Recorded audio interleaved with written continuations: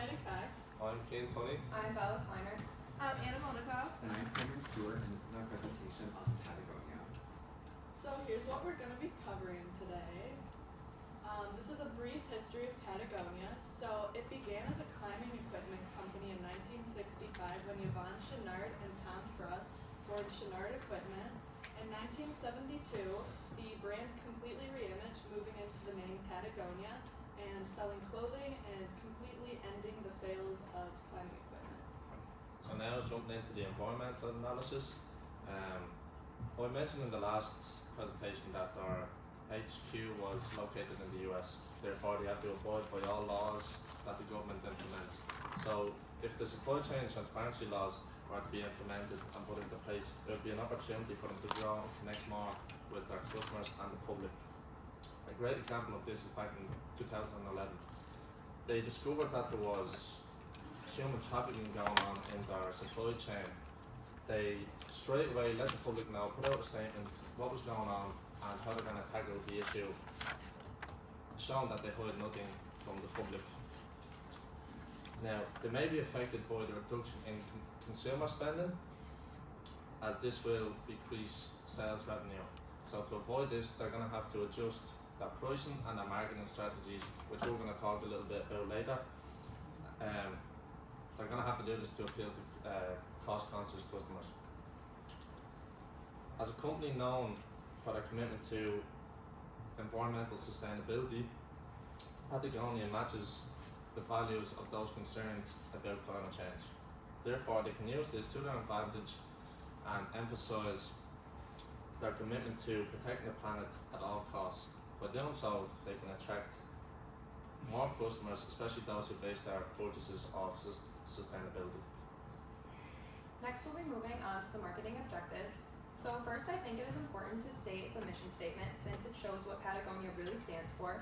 And it's also, the target market is also important, and the target market would be people who enjoy the outdoors, have an active lifestyle, and are environmentally conscious. The age range of shoppers is 25 to 34, and also Patagonia has a lot of campaigns and programs. As stated before in other presentation, I talked about the Don't Buy This Jacket campaign and the Wear and Wear program. Moving along, we have the 4 Ps.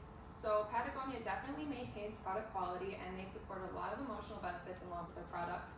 They have premium pricing for their product lines, and they adjust prices in different markets. They have stores globally, a website, and a lot of their products can be sold in super and hypermarkets. And as I mentioned in the last slide, they have a lot of environmental campaigns and programs. Next, I'll be covering the SWOT analysis. Patagonia has many strengths, but one of their biggest is their company philosophy, which is buy less, buy quality.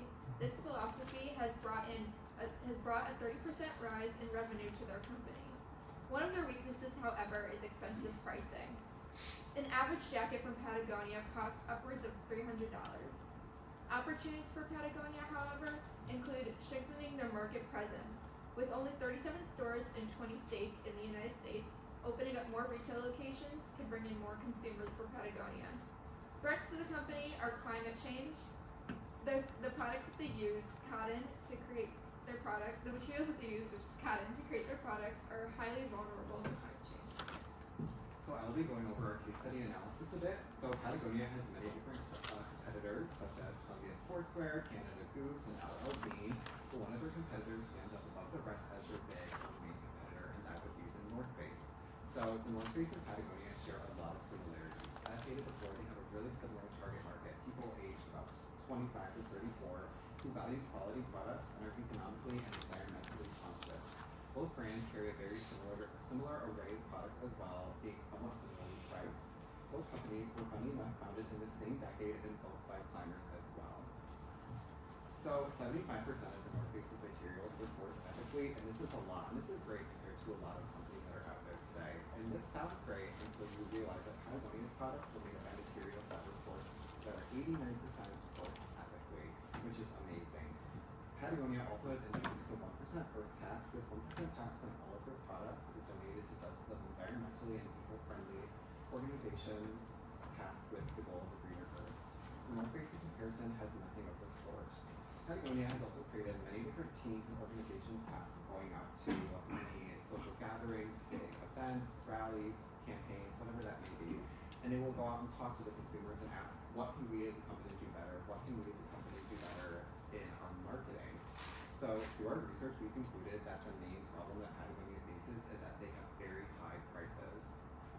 Patagonia's prices are expensive, and this is due to their products being premium, made from raw materials, and ethically sourced. And some examples of this is that the women's jackets range anywhere from $180 to $650, which is very steep.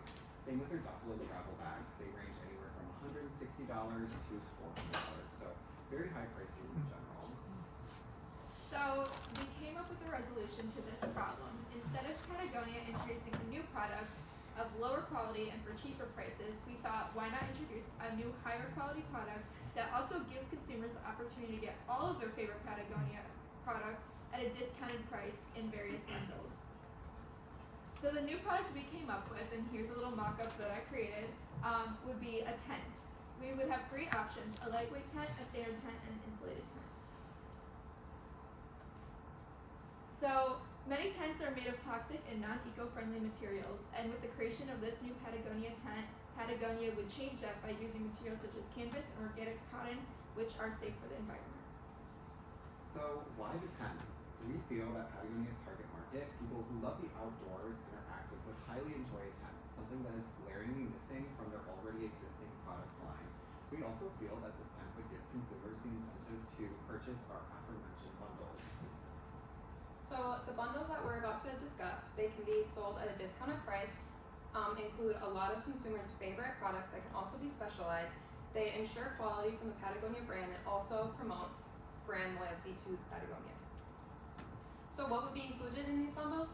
Well, as we talked about, we have the tent. The tent can be upgraded to be either insulated or lightweight, have a lot of customizable prints and colors since Patagonia already offers a lot of prints and fun colors in their lines. They would also have a sleeping bag, a choice of a matching backpack or duffel, and a travel kit with these things listed and a first aid kit. So before a consumer decides to buy a tent, we thought that would be a good idea if Patagonia had a pre-purchase survey that can gear consumers towards the perfect fit for them out of the 3 bundles that we have created. Some of the questions would be, what's your favorite outdoor activity, who are you going to be with, how many people, location, the season, and what your budget is. So the first 2 of our 3 bundles that are going to be offered will be aimed towards a solo traveler, but they can be made into a double with an extra percentage discount off. So this first bundle is the athletic bundle. It's going to be aimed towards someone who is sporty and enjoys doing activities while traveling.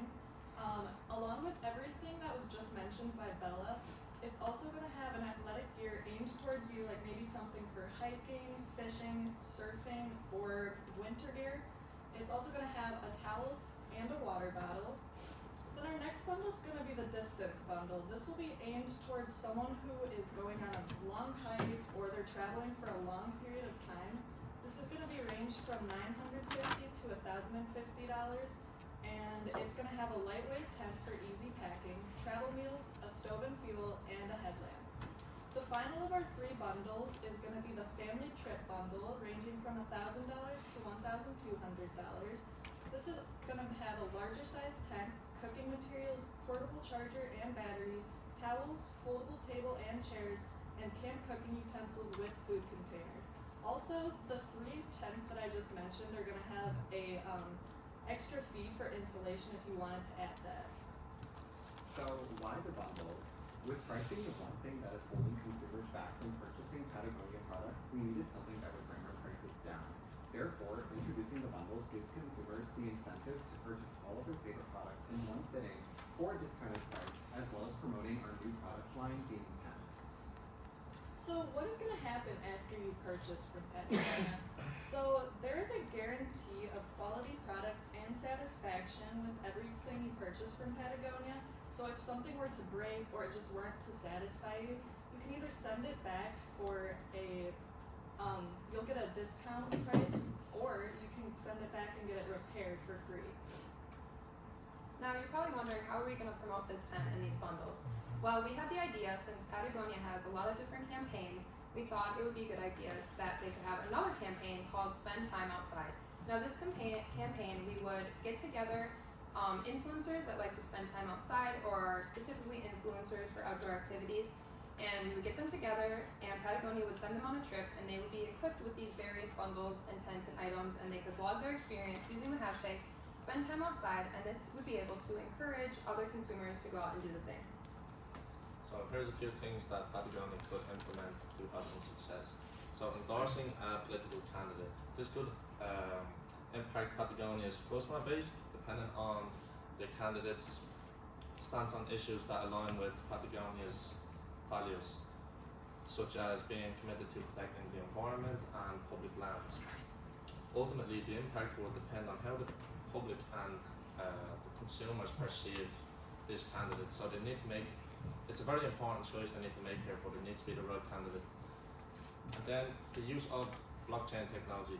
This would be a great opportunity for the company to build trust with its loyal customers. By using blockchain technology, Patagonia can track exactly how their business is going to be ran. So they can check on their supply chain to see if everything's ethically ran. As mentioned earlier, they found things that are just not ethical, so they wanted to get rid of that ASAP, and now they know for the rest of the way everything's going to be completely fine. And then we have joining a circular economy. So this economy is a movement for reuse, repair, recycle, everything that Patagonia is all about. And it's all about reducing waste also. Patagonia has already made some progress in this area by implementing a program called the Worn Wear program that Bella mentioned earlier. This is a program where customers can return products in exchange for store credits. So overall, these things will build a better relationship with their customers and anybody that is trying to become a customer of Patagonia. Next, we want to share this video that Patagonia created for the 50th anniversary. We feel like it really shows all of the values that we explained in this presentation. If the first 50 years were an experiment, to prove that a business could be responsible and successful. Irreverent and reverential. quiet, And louder than hell. Turns out, it's not just possible, it's profitable. So it's time for a new experiment. Because the problems we face are more dire than ever. How the f*** is this sustainable, for God's sake? What's at stake is this enormous commonwealth. So what's next? what's next is resilience. What's next is turning capitalism on its head and putting our money where our mouth is.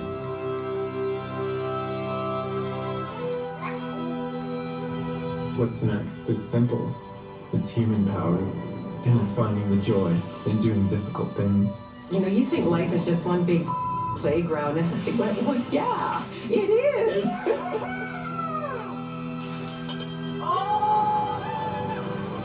What's next is unstoppable. Motivation. There is a proverb that says, if you want to go fast, you go alone.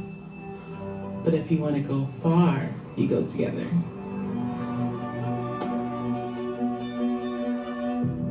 Not a lot of people understand how serious we are about saving this planet.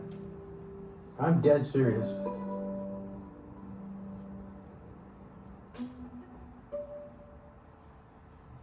That concludes our presentation today. Thank you all for listening.